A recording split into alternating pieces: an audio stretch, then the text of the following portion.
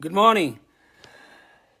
I'm in deep thought. I wrote something on Facebook about the chapter 2 of the Constitution of South Africa, which is the Bill of Rights. That document, the Bill of Rights, our Constitution is nothing if you don't consider that. And let's talk quickly about chapter 15 and 18. Let me share a thought. Here is a thought. Let me start with my thought. Where the South African religious community should be now, we should be questioning two things. We should approach the Constitutional Court to challenge the area of jurisdiction regarding the operations of the CRL Commission. They far overstep their boundaries, by far. And what they're busy with now has nothing to do with what the Constitution had in thought about a Section 9 body of its kind. We should be challenging that. We have a right to. Christians buy nice cars. We religious people. We drive beautiful cars. We live in mansions. It's about time we took money, put it together, give it to a group of lawyers we trust to challenge the area of jurisdiction for the CRL Commission.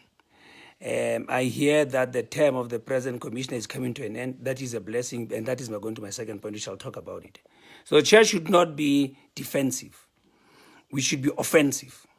For too long, we have let them operate outside their jurisdiction. I highlighted this in my petition in 2015, and nobody took me serious. Let's forget about the former things. And that is why every time Xaluva Mkhonazi opens her mouth, she needs more money. She has to need more money because she's operating beyond her envisaged jurisdiction. And the second thing we should challenge as a church, we have enough proof that Xaluva is not fit to hold office.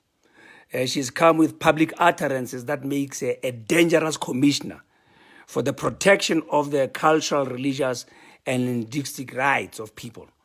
Now, what does it have to do with anything? Let me prove quickly how I think Xaluva should leave office, and why the church, the religious community, the cultural community, the linguistic communities should campaign seriously against her reappointment if she was to be considered. Now, section 15 and 18 of chapter 2, the Bill of Rights, gives every South African 6 rights that are non-negotiable. 1, freedom of conscience. That means I am free to be at peace with what I believe to be truth. For that, I don't need any association. I don't need to affiliate or to belong to anybody to practice that within the confines of the law. That in the process of exercising what gives me peace between who I think is God and my heart, I don't need to belong to any organization. Nobody can regulate that. 2, freedom of opinion. Now, when I stand and say homosexuality is sin, it's not hate speech. I'm expressing an opinion based on my belief. But now the homosexual can say Christians are stupid and morons. They're not feeling hate. Hate is when I say away with homosexuals. Hate is when I say let's kill these dogs. I can't say that. I am violating the constitutional right and putting their lives at danger. That's hate speech. But I have a freedom of opinion within the confines of the law. But then I have freedom of religion. I can belong to any. Matter of factly, I can start a religion. Recently, we saw Dr. Nalada start a new religion. He's not doing anything strange. Muhammad started a new religion. Out of the teachings of Jesus, a new religion came forth. Baha'ism was started by someone. Buddhism. I have a right not only to inherit my family or my cultural religious beliefs, but to start my own religion. I could sit at home tonight. My name is Chi.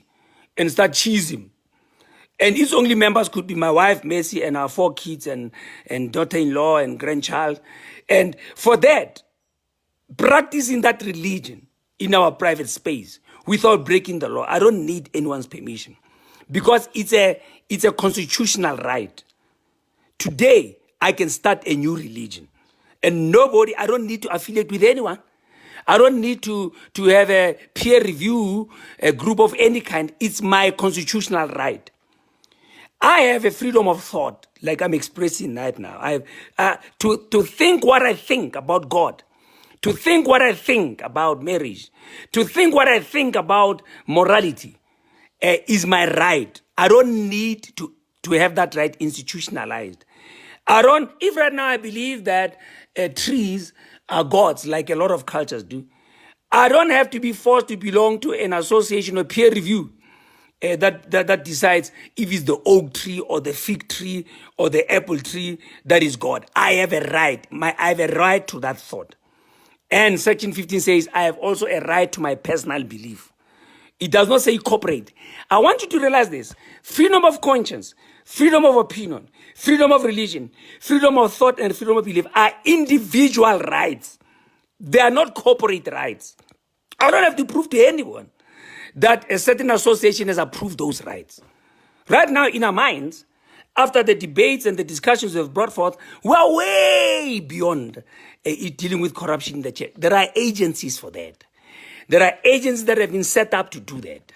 Now, I'm talking about the space of regulating what I believe. And now, Section 18 of chapter 2 talks about freedom of association. Now, that means all these peer review groups and all these other affiliations and that have been suggested, I have a right not to want to belong to them. And it's a constitutional right. I said to you 3 days ago, and I'll repeat it. The Serial Commission or any other, the constitutional court, can never take these rights from me unless and until they alter the Constitution. In the present Constitution, we are wasting time pursuing the agenda forged forth right now by the present commissioner and her cronies. Now, I said to you, what about her fitness to hold office? Now, the Serial Commission has been set up to protect individual, cultural, religious, and linguistic rights. That means it must ensure that in the space of what I believe, in the space of my language and my cultural way of living, I am protected. Now, when the person tasked with that, Toba Kaluve has been tasked with that, protecting those rights. When she publicly utters statements such as, anybody who believes that God speaks is a fool and people should not follow them and all that. Now, what has she just done? She has just expressed her bias against her office. Because I believe that God speaks as much as Ms. Kaluva believes that ancestor speaks. I don't believe ancestors speak. I believe ancestors are dead. She believes that God doesn't speak. What makes her belief greater than my belief? That she can go public with it and it's not hate speech. But when I express my opinion on homosexuality, it's hate speech. That woman is driven by personal agenda and is driven by hate for the church. And right now we have enough proof from her utterings that not only has she targeted and isolated the church for persecution, she's unfit to hold office and she's unfit to even be considered for re-election. Now coming back to you preachers who are just hypocrites. You know, Jesus warned us, those of us who believe in the Bible, to watch out for the use of the Pharisees, which is hypocrisy. Now, I asked one preacher yesterday and he was not able to answer me, and I'm asking you watching. When did the trouble in the church start? Now, you've been quiet about a lot of things which between you and your God, if you're a reader of the Bible, you know we're sinful. The rot did not set in with somebody making people eat snakes. Making people eat snakes in any context, unless it's forced, it's not crime. I've been to the Far East, I've traveled the world. There are delicacies right now. People eat snake. People eat crocodile. That's gross. People eat prawns. Now, when my dietary preference, both individually and collectively, have to be subjected to peer pressure, then we are stupid and we're living in total anarchy. I have a right to eat what I eat, whether it's in a restaurant, in a church service, in the privacy of my home. Now, when did the rot start? Did the rot start when people ate grass? Did the rot start when did the rot start? I ask people, and people are made to drink petrol. You are hypocrites, you preachers. The rot started when you started divorcing your wives and remarried your interpreters there, and the church kept quiet. Your rot started when you allowed people in the church to cohabit there without getting married, even though it was against your beliefs. The rot started, and you were quiet. And you were waiting for a secular government to tell you what is wrong with church. That's hypocrisy. The road did not start with these young stars making people eat dog food. You have violated the laws of your own God. Among us, there is disagreement regarding pertinent, substantive, crucial biblical principles. And you have kept all these years. You have taken tithes from robbers, known criminals. There were no Nigerians then. There were no Congolese then. And you took tithes from bank robbers. You took tithes from people who were making their money off means against your own belief. That's when the rot started. Stop being hypocritical.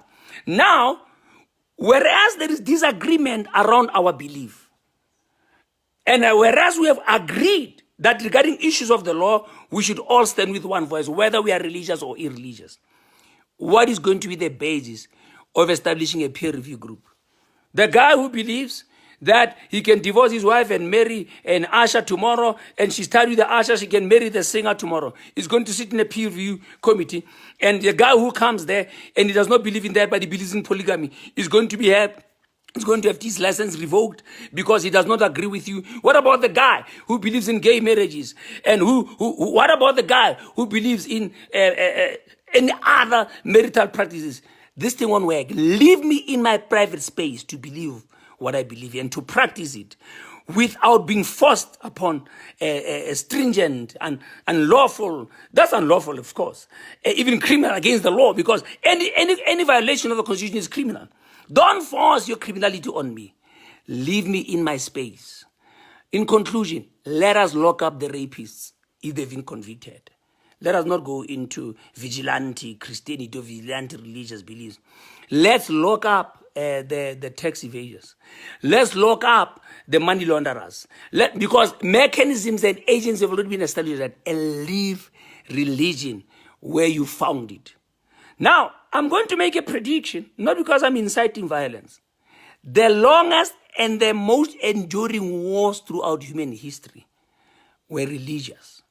Don't force South Africa into civil war over matters of religion.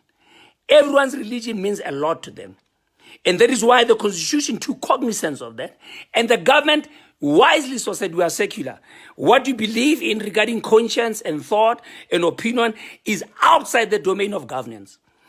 Believe it, but don't break the law. And lastly, to the government, you are failing to manage politics, yet you want to meddle with religion. Stick to politics. The SABC is falling right now. We have coaches plus abroad that they can't use now. Concentrate on politics. You are not excelling in politics to even have the liberty of interfering with religion. Right now, your own systems. The Auditor General says it's only a handful of municipalities, about 100, which are workable. Concentrate on politics and leave me in my private space. That's what I'm saying to you. I dare anybody to challenge me on these issues. I dare any forum, any platform. Let's sit and discuss what I've just said now. I'll stand by it, and I won't open the Bible. I'll open your own constitution and prove you criminal.